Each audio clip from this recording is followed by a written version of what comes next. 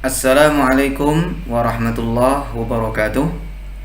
Alhamdulillah wassalatu wassalamu ala Rasulillah wa ala alihi wa ashabihi wa man ittaba'a huda ila yaumil qiyamah, amma ba'd. Adik-adik remaja sekalian yang dirahmati oleh Allah, ikhwan dan akhwat semuanya, tentu kesyukuran yang terus harus kita panjatkan kepada Allah, karena dengan kenikmatan dan anugerahnya sampai saat ini alhamdulillah kita masih bisa merasakan nikmatnya dunia ini, nikmatnya kesehatan, nikmatnya iman. Dan terkhusus pada kesempatan kali ini Allah memberikan kemudahan kita untuk bisa bertemu, untuk bisa berjumpa, walaupun kita tidak harus bertatap muka langsung, tetapi ini adalah kenikmatan dari Allah. Karena hakikat pertemuan kita seperti ini adalah pertemuan yang sangat banyak manfaatnya dan sangat banyak faidahnya. Karena yang kita bicarakan, yang kita bahas dalam pertemuan-pertemuan seperti ini adalah ilmu-ilmu Allah Azza wa Jal, khususnya kisah-kisah para sahabat Nabi yang mulia, yang insya Allah kita akan mencontoh dan meneladani kehidupan mereka. Adik-adik remaja sekalian serta ikhwan dan akhwat yang dimuliakan oleh Allah, pada kesempatan kita kali ini kita akan membawakan sebuah kisah sahabat Nabi sallallahu alaihi wasallam yang amat mulia, yang bernama Abu Ubaidah bin Al-Jarrah. Beliau dijuluki dengan Aminu hadhil ummah, orang yang menjadi kepercayaan umat ini. Apakah sebabnya? Marilah kita tengok bersama dalam kisah yang akan kita bawakan berikut ini. Adik-adik remaja sekalian serta ikhwan dan akhwat yang dimuliakan oleh Allah, nama lengkap beliau adalah Amir bin Abdullah bin Jarrah Al-Fihri Al-Quraisy. Ya, nama lengkap beliau adalah Amir bin Abdullah bin Jarrah Al-Fihri Al-Quraisy. Namun beliau lebih dikenal dengan kunyahnya, yaitu Abu Ubaidah bin Al-Jarrah.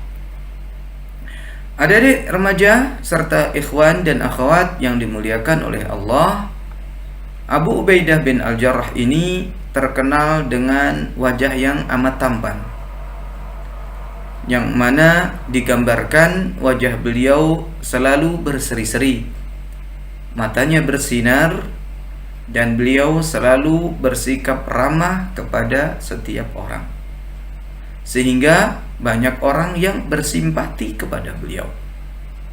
Di samping yang beliau miliki dari wajah yang tampan dan berseri-seri ini, beliau adalah orang yang sangat tawadhu, dan beliau adalah orang yang sangat berlemah lembut di dalam bersikap kepada orang lain. Tetapi jangan salah, di balik kelembutan dan kesopanan beliau ini, apabila menghadapi suatu urusan yang amat penting, beliau sangat cekatan dan sangat terlihat pemberani sekali. Kalau boleh diumpamakan, beliau bagaikan singa yang jantan. Subhanallah. Kelembutan beliau, ketawaduan beliau tidak bertentangan dengan apa yang seharusnya dilakukan oleh seseorang ketika menghadapi sesuatu yang harus tegas, yang harus dilakukan segera di dalam urusan-urusan yang sangat penting. Adik-adik remaja yang dimuliakan oleh Allah serta ikhwan dan akhwat semuanya, beliau termasuk orang yang pertama-tama masuk Islam. Lebih tepatnya, beliau masuk Islam setelah Abu Bakar As-Siddiq radhiyallahu anhu. Beliau masuk Islam atas ajakan Abu Bakar As-Siddiq, dan ketika beliau menemui Rasul sallallahu alaihi wasallam untuk bersyahadat, beliau bersama para sahabat yang lain, ya, atau bersama orang-orang Quraisy yang lain yang pada saat itu juga masuk Islam, ya, yaitu Abdurrahman bin Auf, Utsman bin Affan, dan Arqam bin Abi Al-Arqam. Nah, dengan mereka inilah ya beliau bersyahadat di hadapan Rasul Shallallahu Alaihi Wasallam langsung. Oleh sebab itu mereka, ya, para sahabat-sahabat yang masuk Islam pertama kali ini tercatat sebagai pilar pertama dan utama dalam pembangunan mahligai Islam yang agung dan indah. Adik-adik sekalian, tentu sebagaimana yang dikisahkan sebelum-sebelumnya, yang mana para sahabat yang masuk Islam pertama kali atau para sahabat yang masuk Islam pertama-tama, mereka menghadapi berbagai cobaan dan gangguan serta siksaan dari orang-orang kafir Quraisy.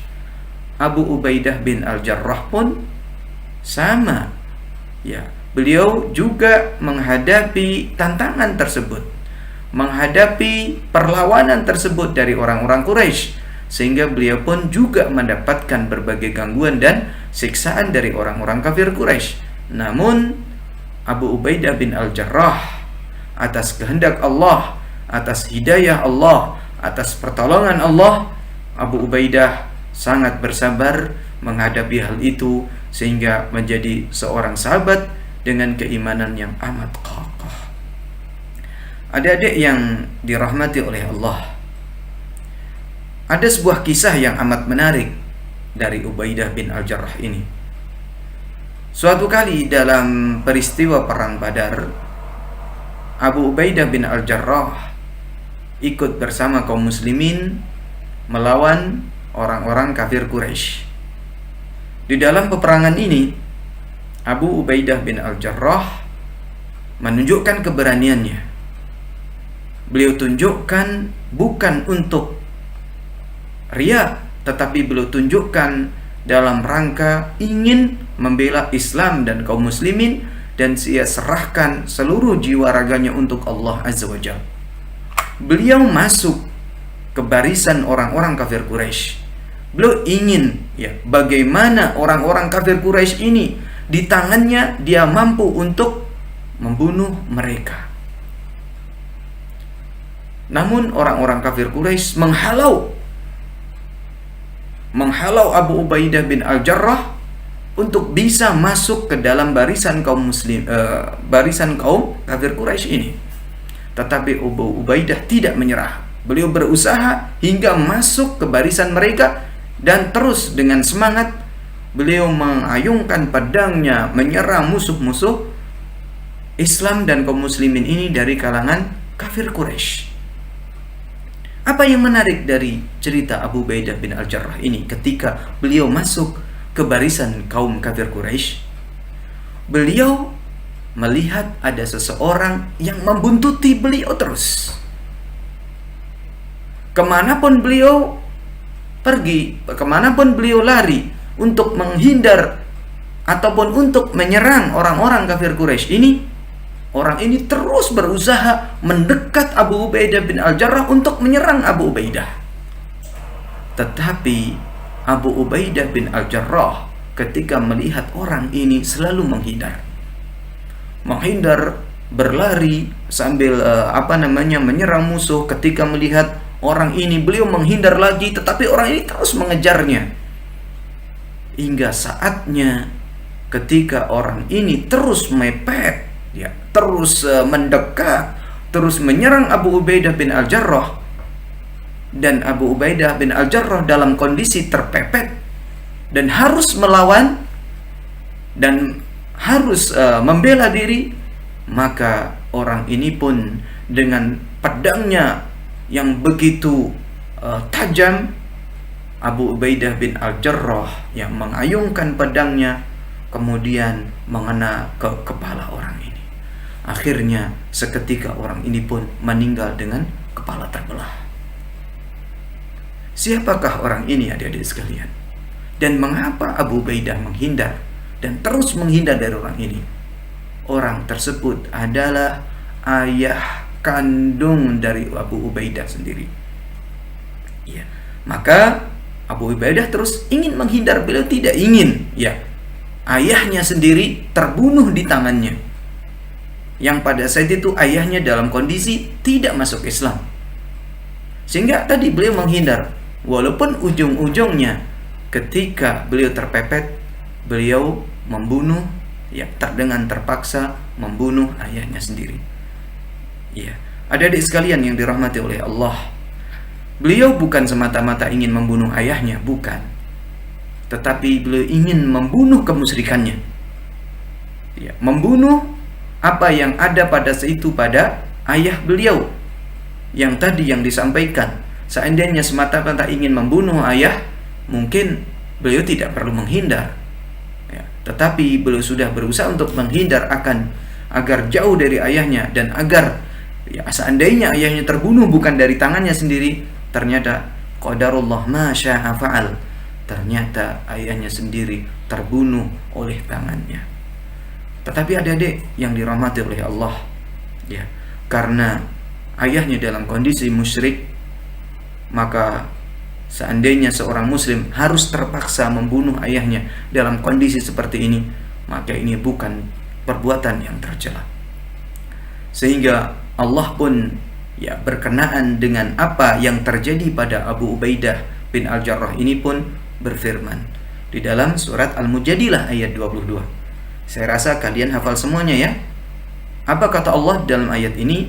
La tajidu qauman yu'minuna billahi wal yawmil akhir yuwadduna man hadallaha wa rasulah walau kanu aba'ahum aw abna'ahum aw ikhwanahum aw ashiratahum ulaika kataba fi qulubihimul iman wa ayyadahum bi ruhin min wa yudkhiluhum jannatin tajri min tahtiha al-anhar khalidina fiha radiyallahu anhum wa radu an ulaika hizbullah ala inna hizballahi humul muflihun.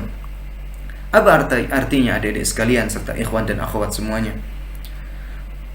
Artinya, kamu tidak akan mendapati kaum yang beriman pada Allah dan hari kiamat saling berkasih sayang dengan orang-orang yang menentang Allah dan Rasulnya, sekalipun orang-orang itu adalah bapak-bapak atau anak-anak atau saudara-saudara ataupun keluarga mereka. Mereka itu adalah orang-orang yang telah menanamkan keimanan dalam hati mereka dan menguatkan mereka dengan pertolongan yang datang daripadanya, dan dimasukkannya mereka ke dalam surga yang mengalir di bawahnya sungai-sungai. Mereka kekal di dalamnya. Allah ridho terhadap mereka dan mereka pun merasa puas terhadap limpahan rahmatnya. Mereka itulah golongan Allah. Ketahuilah bahwa sesungguhnya kelompok Allah, Hizbullah, itu adalah golongan yang beruntung. Adik-adik sekalian serta ikhwan dan akhwat yang dirahmati oleh Allah, ayat di atas yang turun berkenaan dengan Abu Ubaidah bin Al-Jarrah tidak membuat Abu Ubaidah, ya, besar kepala, sombong, membusungkan dada. Bahkan, ya, menambah kokoh imannya kepada Allah dan ketulusannya terhadap agama Allah. Orang yang mendapat kepercayaan umat Muhammad ini ternyata menarik perhatian orang-orang besar, bagaikan magnet yang menarik logam di sekitarnya. Pada suatu ketika, adik-adik sekalian, utusan kaum Nasrani datang menghadap Rasulullah SAW seraya berkata, "Wahai Abu Qasim," inilah kunyah Rasul SAW, "kirimlah kepada kami seorang sahabat Anda yang pintar menjadi hakim tentang harta yang menyebabkan kami berselisih sama kami. Kami senang menerima putusan yang ditetapkan kaum muslimin." Apa jawab Rasul SAW ketika ada orang Nasrani yang meminta dengan permintaan seperti ini? Kata beliau, "Datanglah sore nanti. Saya akan mengirimkan kepada kalian orang yang kuat dan orang yang terpercaya." Umar bin Al-Khattab radhiyallahu anhu berkata, di dalam hatinya tentu, "Aku ingin tugas itu tidak diserahkan kepada orang lain, karena aku ingin mendapatkan gelar orang yang kuat lagi terpercaya." Selesai salat, adik-adik, Rasulullah SAW menengok ke kanan dan ke kiri. Umar sengaja menonjolkan dirinya agar dilihat oleh Rasulullah SAW, sehingga beliau pun ditunjuk oleh Rasulullah SAW untuk diutus sebagai hakim di kalangan orang Nasrani tadi. Namun ketika Rasul SAW melihat Abu Ubaidah, beliau memanggil Abu Ubaidah seraya berkata, "Pergilah kau bersama mereka, adili dengan baik perkara yang mereka perselisihkan." Maka dengan perintah ini Abu Ubaidah pun berangkat bersama utusan tersebut dengan menyandang gelar orang yang kuat lagi terpercaya. Abu Ubaidah selalu mengikuti Rasul SAW berperang dalam setiap perperangan yang beliau pimpin hingga beliau Rasul SAW dipanggil oleh Allah. Dan selanjutnya adik-adik sekalian serta ikhwan dan akhwat yang dirahmati oleh Allah, ketika Rasul SAW wafat, Abu Ubaidah masih mendapatkan gelar, dan gelar ini pun terus melekat pada diri beliau. Ya, ketika Rasul SAW mencari seseorang yang kuat lagi terpercaya, yang terpilih adalah Abu Ubaidah, sehingga para sahabat pun memperlakukan Abu Ubaidah sebagaimana perlakuan Rasul SAW kepadanya sebagai seorang yang terpercaya di kalangan umat ini. Dalam musyawarah pemilihan khalifah yang pertama, Umar bin Al-Khattab mengulurkan tangannya kepada Abu Ubaidah seraya berkata, "Aku memilihmu dan bersumpah setia karena aku pernah mendengar Rasulullah SAW bersabda, 'Inna likulli ummatin aminan wa inna aminana ayyatuhal ummah Abu Ubaidah bin Al-Jarrah.'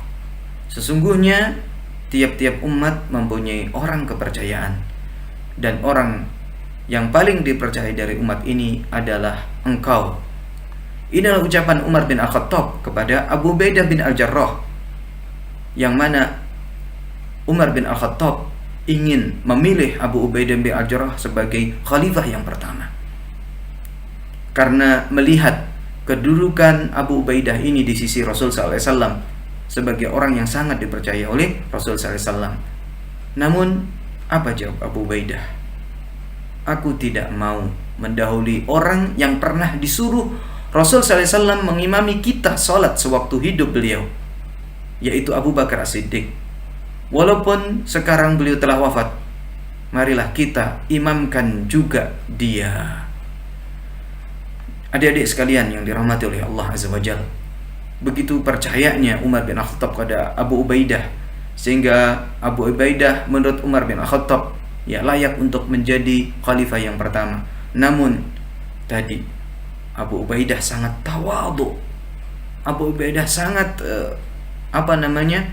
tahu diri, sehingga beliau pun ketika dipilih oleh Umar bin Al-Khattab, diusulkan untuk menjadi khalifah, maka beliau pun mendahulukan orang-orang yang bagi beliau adalah layak untuk didahulukan, yaitu Abu Bakar As-Siddiq, yang mana ketika hidup di masa akhir-akhir hayat Rasul SAW, Rasul SAW menunjuk Abu Bakar untuk menjadi imam. Sehingga dari sinilah pijakan Abu Ubaidah bin Al-Jarrah, yang mana beliau ingin Abu Bakar As-Siddiq menjadi khalifah yang pertama setelah wafatnya Nabi SAW. Akhirnya orang-orang yang ada pada saat itu di Saqifah Bani Sa'idah, atas apa yang diusulkan oleh Abu Ubaidah bin Al-Jarrah, mereka sepakat untuk memilih Abu Bakar As-Siddiq sebagai khalifah yang pertama, dan akhirnya mereka pun berbaiat kepada Abu Bakar As-Siddiq, sekaligus baiat ini menjadikan bahwa Abu Bakar sebagai khalifah yang pertama. Dan setelah Abu Bakar meninggal pun Abu Ubaidah bukan menjadi khalifah berikutnya, tetapi Abu Bakar memilih Umar bin Al-Khattab untuk menjadi khalifah setelahnya. Dan pada masa pemerintahan Umar, Abu Ubaidah sangat dekat dengan Umar bin Al-Khattab radhiyallahu anhu. Beliau sangat dekat dan selalu taat kepada Umar bin Al-Khattab, sehingga ya beliau pun ya diamanahi untuk memimpin tentara kaum muslimin, khususnya dalam penaklukan Syam atau Suriah, dan beliau pun mendapatkan keberhasilan dan memperoleh kemenangan berturut-turut sehingga wilayah Syam takluk di bawah kekuasaan Islam dari tepi sungai Furat di sebelah timur hingga Asia Kecil di sebelah utara. Adik-adik sekalian yang dirahmati oleh Allah, Abu Ubaidah bin Al-Jarrah meninggal di Syam ya karena adanya wabah yang menyebar, yaitu wabah taun yang saat itu sangat dahsyat sekali.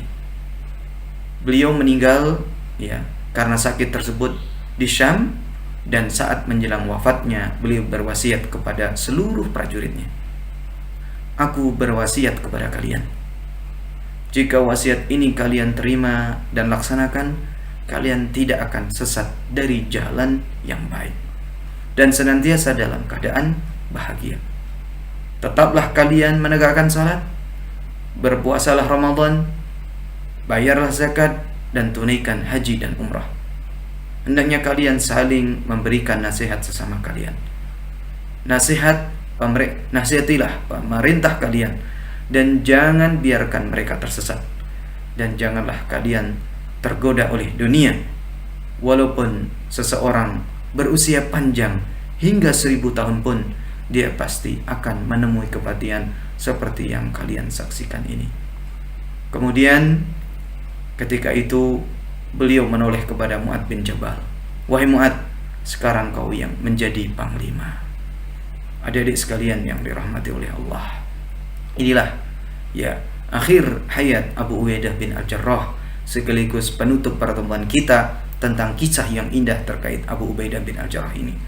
Beliau mendapatkan gelar yang amat mulia, yaitu Aminu Hadhil Ummah, orang yang sangat terpercaya atau kepercayaan umat ini, yang mana beliau di sisi Rasul Shallallahu Alaihi Wasallam ya selalu mendapatkan kepercayaan ya, sehingga para sahabat pun setelah wafatnya Rasul Sallallahu Alaihi Wasallam sangat percaya kepada beliau, sehingga beliau pun ya terus ya menjadi sahabat yang penuh dengan kebaikan dan penuh dengan hal-hal yang bermanfaat bagi Islam dan kaum muslimin.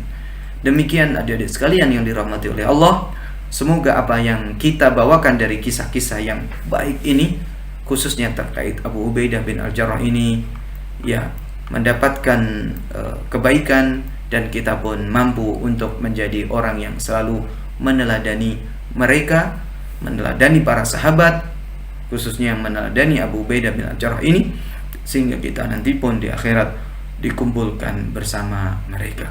Wa sallallahu ala nabiyyina Muhammadin wa ala alihi wa ashabihi ajma'in, wa akhiru da'wana alhamdulillahi rabbil alamin.